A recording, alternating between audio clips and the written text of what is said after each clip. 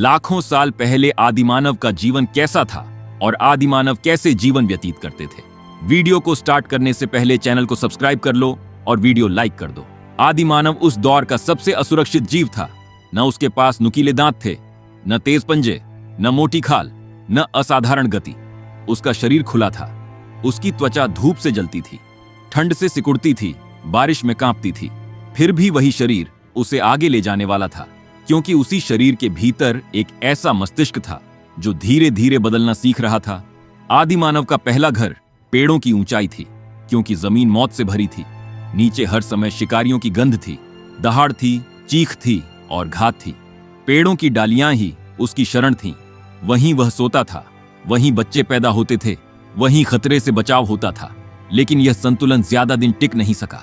धरती का मौसम बदलने लगा, हवाएं ठंडी होने लगीं, बारिश अनियमित हो गई, जंगल सिमटने लगे, हरे पेड़ों की जगह सूखी घास फैलने लगी और पेड़ों के साथ साथ आदिमानव की सुरक्षा भी खत्म होने लगी। मजबूरी ने उसे नीचे उतरने पर मजबूर किया। जमीन पर उतरना उसके लिए किसी युद्ध में कूदने जैसा था। हर कदम डर से भरा होता था। घास के बीच से आती आवाजें उसे हर पल चौकन्ना रखती थीं। वह न तो किसी से लड़ सकता था, न भाग सकता था, लेकिन उसी डर ने उसे एक अलग रास्ता दिखाया। वह सीधा खड़ा हुआ। यह बदलाव सिर्फ शरीर का नहीं था, यह सोच का परिवर्तन था। 2 पैरों पर खड़े होने से उसकी दृष्टि बदल गई। वह दूर तक देखने लगा, पानी की चमक पहचानने लगा, खतरे की हलचल समझने लगा। और सबसे बड़ा बदलाव यह था कि उसके हाथ अब चलने के लिए बाध्य नहीं थे, वे आजाद हो चुके थे। शुरुआत में हाथ सिर्फ पकड़ते थे, सहारा लेते थे, लेकिन धीरे धीरे उन्होंने चीजों को परखना शुरू किया। पत्थर, लकड़ी, हड्डी।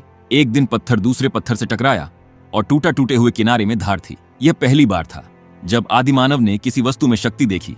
उसने इसे दोहराया, बार बार किया, और धीरे धीरे उसे समझ आने लगा कि पत्थर को कहां और कैसे मारना है। यह कोई खेल नहीं था, यह जीवन की आवश्यकता थी। धारदार पत्थर से उसने पहली बार मरे हुए जानवर की खाल काटी, मांस तक पहुंचा जिसे पहले वह केवल देख सकता था। यह मांस उसके शरीर के लिए ऊर्जा बन गया, लेकिन उससे भी ज्यादा यह उसके मस्तिष्क के लिए ईंधन था। उसका दिमाग अब तेजी से प्रतिक्रिया देने लगा। वह चीजों को जोड़ने लगा, कारण और परिणाम को समझने लगा। आदिमानव अकेला नहीं था, उसके जैसे और भी थे, छोटे छोटे समूह जिनका अस्तित्व एक दूसरे पर निर्भर था। उन्होंने सीखा कि अकेलापन मौत है और साथ रहना सुरक्षा। रातें सबसे बड़ा डर थीं। अंधेरा गिरते ही शिकारी सक्रिय हो जाते थे। तब आग ने प्रवेश किया। पहले वह आग से डरा क्योंकि वह जलाती थी, लेकिन फिर उसने देखा कि आग से जानवर दूर रहते हैं।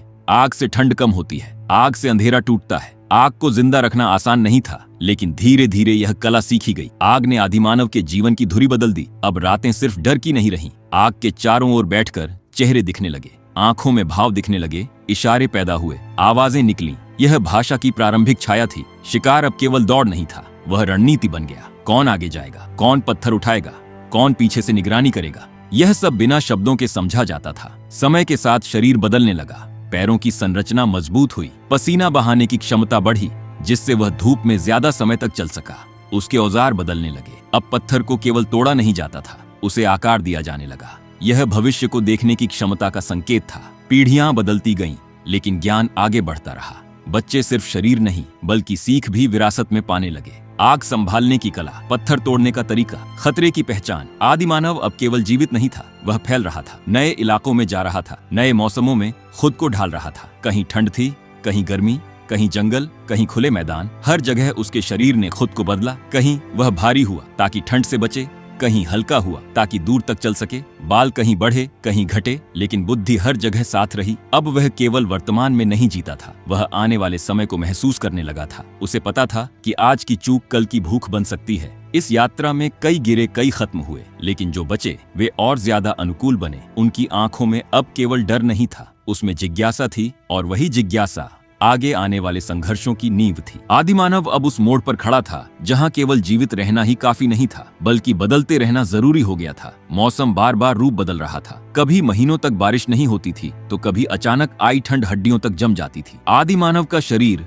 हर बदलाव के साथ खुद को ढालने की कोशिश करता था, लेकिन हर बार यह लड़ाई आसान नहीं होती थी। कई बार बच्चे पैदा होते ही मर जाते थे, कई बार पूरा समूह भूख से कमजोर होकर खत्म हो जाता था। हर मौत के साथ कुछ सीख छूट जाती थी, लेकिन हर बची हुई सांस के साथ अनुभव जमा होता जाता था। आदिमानव अब केवल शिकार नहीं था, वह प्रकृति को पढ़ने लगा था। बादलों की चाल से बारिश का अंदाजा लगाना, हवा की दिशा से खतरे को पहचानना, मिट्टी की नमी से पानी ढूंढना, यह सब धीरे धीरे उसके भीतर बसने लगा था। उसकी आंखें अब सिर्फ देखने के लिए नहीं थीं, वे संकेत पकड़ने लगी थीं। उसकी नाक सिर्फ गंध नहीं सूंघती थी, वह पहचानने लगी थी कि कौन सी गंध जीवन से जुड़ी है और कौन सी मौत से। उसके कान सिर्फ आवाज नहीं सुनते थे, वे दूरी और दिशा समझने लगे थे। शरीर और दिमाग के बीच तालमेल बढ़ रहा था, लेकिन यह तालमेल लगातार टूटता भी था, क्योंकि प्रकृति रुकती नहीं थी। खुले घास के मैदानों में चलते हुए आदिमानव को अब नए खतरे मिलने लगे थे। बड़े झुंड में चलने वाले जानवर जिनका वजन और ताकत उसके किसी भी औजार से ज्यादा थी। कभी कभी वही जानवर भोजन बनते थे और कभी वही जानवर मौत बन जाते थे। आदिमानव ने समझ लिया था कि सीधे टकराव में वह हार जाएगा, इसलिए उसने समय को अपना हथियार बनाया। वह जानवरों को दौड़ाता था, थकाता था, घंटों उनका पीछा करता था, जब तक कि उनकी सांसें टूटने न लगें। यह तरीका शरीर से ज्यादा दिमाग की मांग करता था और यहीं उसकी असली ताकत छुपी थी। वह थकता जरूर था, लेकिन हारता नहीं था। पसीना बहाने की क्षमता ने उसे दोपहर की गर्मी में भी चलने दिया, जबकि दूसरे शिकारी छांव में छुप जाते थे। यह धीरे धीरे उसकी पहचान बन गया। अब उसके औजार भी बदल रहे थे। पत्थर अब सिर्फ धारदार नहीं होते थे, बल्कि संतुलित भी होने लगे थे। वजन और आकार सोच समझकर चुना जाता था, क्योंकि आदिमानव अब जान चुका था कि गलत औजार मौत को बुला सकता है। औजार बनाने की प्रक्रिया लंबी होने लगी थी। पहले पत्थर को देखना, फिर उसे घुमाकर समझना, फिर सही जगह चोट करना, यह सब ध्यान मांगता था और यही ध्यान उसके दिमाग को और तेज कर रहा था। वह बच्चों को यह प्रक्रिया दिखाता था, वे नकल करते थे, कई बार असफल होते थे, लेकिन यही असफलता अगली पीढ़ी को बेहतर बनाती थी। आदिमानव अब अकेली इकाई नहीं रहा था, वह समूह बन चुका था और समूह के भीतर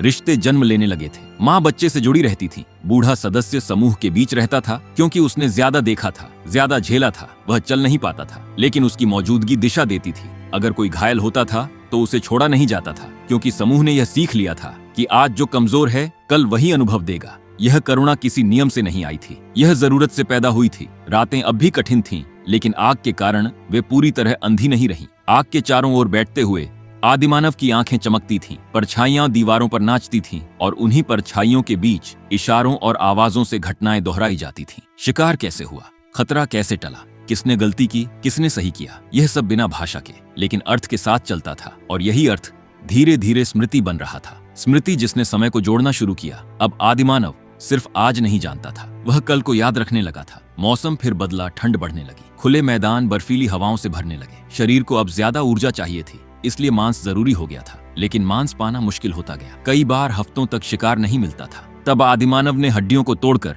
उनके भीतर छुपी चिकनाई को निकालना सीखा। यह छोटी सी खोज बड़ी थी, क्योंकि उसी चिकनाई ने भूख के समय जीवन बचाया। आग पर पकाया गया भोजन अब उसकी आदत बन चुका था। कच्चा खाना उसे कमजोर कर देता था, पकाया हुआ भोजन उसे ताकत देता था। उसके जबड़े धीरे धीरे बदलने लगे, दांत छोटे होने लगे, क्योंकि अब उन्हें ज्यादा मेहनत नहीं करनी पड़ती थी। आंतें भी बदल रही थीं। शरीर की ऊर्जा का बड़ा हिस्सा दिमाग की तरफ जाने लगा। और यही वह समय था जब आदिमानव के भीतर सवाल जन्म लेने लगे, बिना शब्दों के सवाल कि क्यों यह जगह ठंडी है, क्यों वह जानवर नहीं मिला, क्यों आग बुझ गई। ये सवाल उसे प्रयोग करने के लिए मजबूर करते थे। कभी वह स्थान बदलता था, कभी समय, कभी तरीका, और यही प्रयोग उसे आगे बढ़ा रहे थे। कुछ समूह ठंड के साथ ज्यादा ढल गए, उनके शरीर भारी हो गए, उनके चेहरे चौड़े हो गए, उनकी नाक बड़ी हो गई ताकि ठंडी हवा भीतर जाते ही गर्म हो सके। कुछ समूह गर्म इलाकों में रहे, उनके शरीर हल्के रहे, लंबे रहे, ताकि गर्मी आसानी से निकल सके। यह अलगाव धीरे धीरे उन्हें अलग रूप देने लगा, लेकिन मूल संघर्ष एक जैसा रहा, जीवित रहना और आगे बढ़ना। आदिमानव अब केवल धरती पर नहीं देखता था, वह आकाश की तरफ भी देखने लगा था। तारों की चाल उसके भीतर कुछ जगाती थी। उसे यह तो नहीं पता था कि वे क्या हैं, लेकिन वह यह महसूस करता था कि वे हर रात वहीं होते हैं और उनके आधार पर दिशा बदली जा सकती है। यही भावना उसे दूर तक ले गई। उसने पहाड़ पार किए, नदियां पार की, कई बार पानी में बह गया, कई बार भूख से गिरा, लेकिन रुका नहीं, क्योंकि रुकना मौत था। चलते रहना उम्मीद थी। इस दौरान बहुत कुछ खोया गया, बहुत कुछ सीखा गया और बहुत कुछ भीतर बैठ गया। आदिमानव अब वही नहीं था जो पहले पाठ की शुरुआत में था। उसका शरीर बदला था, उसका दिमाग बदला था, लेकिन सबसे बड़ा बदलाव यह था कि वह खुद को बदलना सीख चुका था। यही उसकी असली विरासत थी, यही वह बीज था जिससे आगे की सारी शाखाएं निकलनी थीं। लेकिन अभी संघर्ष खत्म नहीं हुआ था, क्योंकि प्रकृति कभी संतुष्ट नहीं होती। वह हमेशा अगली परीक्षा तैयार रखती है और आदिमानव को अभी और झेलना था और बदलना था और सीखना था। आदिमानव अब उस अवस्था में पहुंच चुका था जहां उसके भीतर सिर्फ डर ही नहीं बल्कि जिद भी जन्म ले चुकी थी। वह जिद जो हर बार गिरने के बाद उठने को मजबूर करती थी। ठंड और भूख अब उसके स्थायी साथी बन चुके थे। मौसम के बदलते मिजाज ने उसे सिखा दिया था कि कोई भी जगह हमेशा सुरक्षित नहीं रहती। जिस मैदान में आज शिकार मिलता था वही कल बंजर हो सकता था। जिस नदी से आज पानी मिलता था वही कल सूख सकती थी। इसलिए आदिमानव ने स्थिर रहना छोड़ दिया। उसका जीवन गति बन गया। लगातार आगे बढ़ना, लगातार परखना, लगातार सीखना। उसके पैरों ने हजारों कदम तय किए और हर कदम के साथ उसके शरीर के भीतर कुछ बदलता गया। मांसपेशियां लंबी यात्राओं के लिए ढलती गईं, सांसें नियंत्रित होने लगीं और दिल की धड़कन कठिन हालात में भी ताल बनाए रखने लगी। वह अब सिर्फ चलता नहीं था, वह अपनी चाल को समझने लगा था। कब तेज चलना है, कब रुकना है, कब छुपना है, कब सामना करना है, यह सब उसके भीतर अनुभव की तरह जमा होता गया। समूह के भीतर संबंध और गहरे होने लगे। माँ अपने बच्चे को सिर्फ जन्म नहीं देती थी, वह उसे जीना सिखाती थी। बूढ़े सदस्य जिन्हें चलना मुश्किल हो गया था, वे भी समूह से अलग नहीं किए जाते थे, क्योंकि उन्होंने जो देखा था, जो सीखा था, वही आने वाले कल का सहारा था। जब कोई युवा गलती करता था और किसी खतरे के करीब पहुंच जाता था, तो बूढ़ी आंखों का एक इशारा उसे रोक देता था। यह बिना शब्दों का संवाद था, लेकिन इसका असर शब्दों से भी गहरा था। आग अब सिर्फ सुरक्षा नहीं थी, वह केंद्र बन चुकी थी। हर शाम उसके चारों ओर बैठना एक नियम जैसा हो गया था। आग की रोशनी में चेहरों की रेखाएं उभरती थीं, आंखों में डर के साथ साथ भरोसा भी दिखता था। परछाइयां दीवारों पर हिलती थीं और उन्हीं हिलती परछाइयों में घटनाएं दोहराई जाती थीं। हाथों के इशारे से यह बताया जाता था कि किस दिशा से जानवर आया था, किस पत्थर ने काम किया, किसने गलती की। इन दोहरावों से स्मृति बनती थी और स्मृति से सीख। अब आदिमानव केवल वर्तमान का जीव नहीं रहा था, वह बीते हुए कल को साथ लेकर चलने लगा था। समय के साथ ठंड और बढ़ी, कई इलाकों में बर्फ जमने लगी। खुले मैदान सफेद चादर से ढकने लगे। शिकार कम हो गया और हर शिकार पहले से ज्यादा खतरनाक हो गया। आदिमानव ने अपने औजारों को और मजबूत किया, पत्थरों को लंबा और संतुलित बनाया ताकि दूर से फेंके जा सकें। लेकिन फिर भी कई बार शिकार के बहुत पास जाना पड़ता था। हर ऐसा पल मौत के करीब होता था। कई शरीर टूटे, कई हड्डियां चटकी, लेकिन समूह ने हार नहीं मानी। घायल को छोड़ा नहीं गया, उसे आग के पास रखा गया,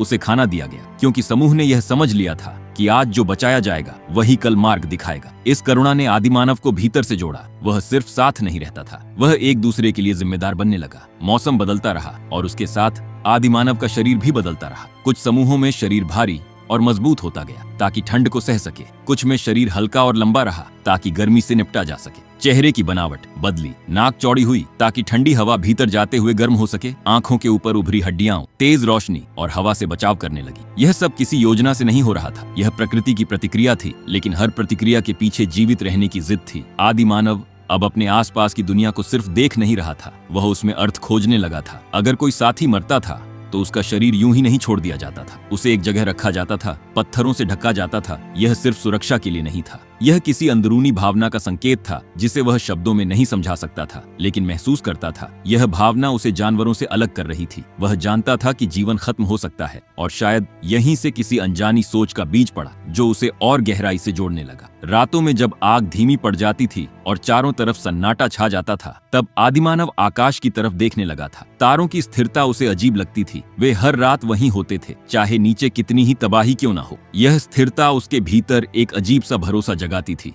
उसने महसूस किया कि दिशा बदली जा सकती है, कि यात्रा को आगे बढ़ाया जा सकता है। इसी भरोसे ने उसे और दूर जाने के लिए प्रेरित किया। नदियां पार की गईं, पहाड़ों के किनारे बसे गए। कई बार रास्ता गलत निकला, कई बार भूख ने घुटनों पर ला दिया, लेकिन रुकना विकल्प नहीं था, क्योंकि पीछे सिर्फ खत्म हो चुके मैदान थे। आगे भले अनजान खतरे थे, लेकिन संभावना भी थी। हर बार जब वह किसी नई जगह पहुंचा तो उसने पहले देखा, सुना, सूंघा, छुआ। यह चारों इंद्रियां मिलकर उसके भीतर नक्शा बनाती थीं। यह नक्शा पत्थर पर नहीं था, यह दिमाग में था, और यही दिमाग उसकी असली पूंजी बन चुका था। अब आदिमानव सिर्फ परिस्थितियों पर प्रतिक्रिया नहीं करता था, वह उन्हें भांपने लगा था। अगर हवा अचानक ठंडी होती थी तो वह जानता था कि मौसम बदलेगा। अगर जानवरों का झुंड दिशा बदलता था तो वह समझ जाता था कि कहीं पानी है या कहीं खतरा है। इस समझ ने उसे कई बार मौत से बचाया, लेकिन हर बचाव के साथ उसका आत्मविश्वास बढ़ता गया। आत्मविश्वास जो उसे और जोखिम लेने के लिए प्रेरित करता था। इस जोखिम में कभी जीत होती थी, कभी नुकसान, लेकिन हर बार कुछ सीख जरूर मिलती थी।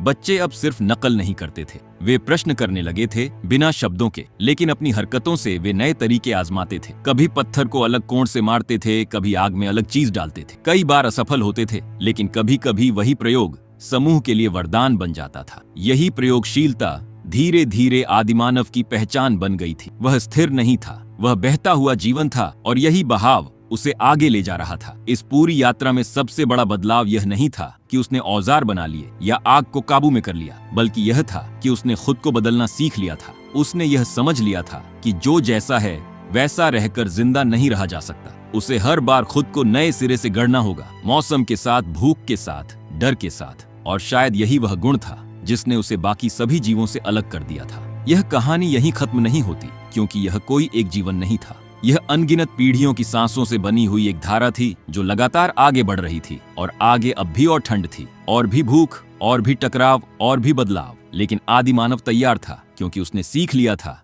कि बदलना ही जीवित रहना है।